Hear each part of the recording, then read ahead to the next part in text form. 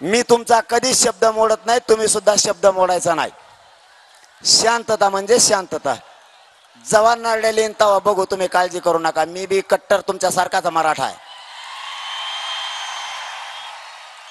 मुख्यमंत्र्यांना आणि उपमुख्यमंत्र्यांना विनंती आहे, मराठा आणि कुणबी एकच आहे. हा कायदा लागू करा, ही 10 महिन्यापासूनची मागणी आहे. आणि आज एक विशेष गोष्ट तुम्हाला सांगायला आलोय. ज्या वेळेस आपली आणि सरकारची बोलणी सुरू झाली, त्यावेळेस 4 शब्दावर चर्चा सुरू झाली होती. त्यातले 2च शब्द तुम्हाला सांगतो. शब्द क्रमांक 3 आणि 4. शब्द 3 असा होता,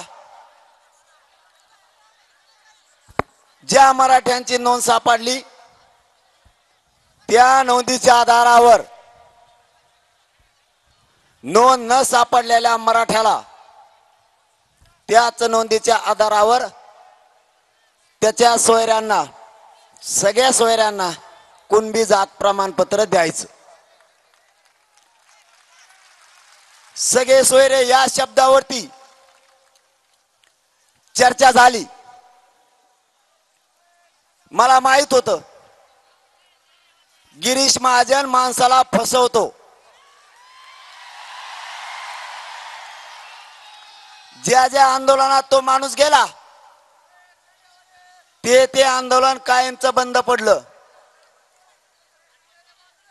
किंवा ती जात आणि जातीचं आंदोलन त्यांनी फोडलं. असे प्रकार झालेले. त्याला वाटलं तेच लय हुशार आहे, मी त्याच्या पुढचा आहे. मला माहित होतं हे अर्ध्यात गेल्यावर डाव टाकणार आहे.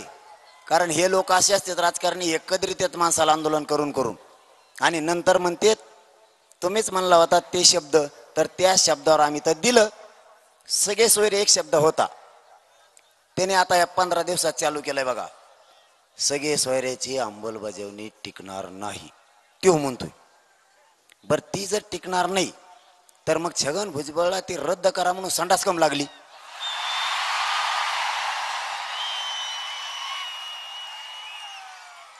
ते झोपा नाही कमून मग सगळ्या सोयऱ्याची अंमलबजावणी टिकणार नाही ना, मग झोप ना घरी उडून दे ना. तू आंतरवाली जवळ आमच्या विरोधात आंदोलन बसिलं, तिथं इतके ओबीसीचे नेते घेऊन आला कशाला? मग पडेल फिडेल सगळा माल